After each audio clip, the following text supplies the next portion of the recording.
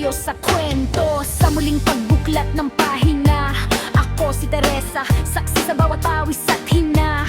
Magkababata tayo, Emilio, sa hirap ay laging kapiling. Pangarap mong maglingkod sa puso ko'y naging hiling. Pinagmamasdan kita noon sa bintana ng ating kahapon, kung paano mo hinarap ang bawat hamon ng panahon. Bilang asawa't kabiyak, alam ko ang iyong bawat sampalataya, ang mapabilang sa hanay na sa bayan ay nagpapalaya. Saksi ako sa iyong pagsali sa pagsubok na pinagdaanan, hanggang sa ako rin ay nagpasyang yakapin ang kapatiran.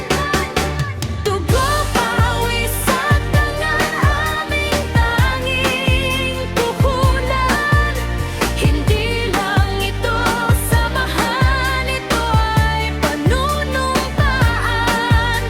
Mula noong 1960, itinatag ang prinsipyo ng serbisyo, kailanman ay hindi natitibay. Cavite, Basitayan, sa puso ay nananalaytay. Kusang loob na pagtulong, sa kapwa ay nag-aalay.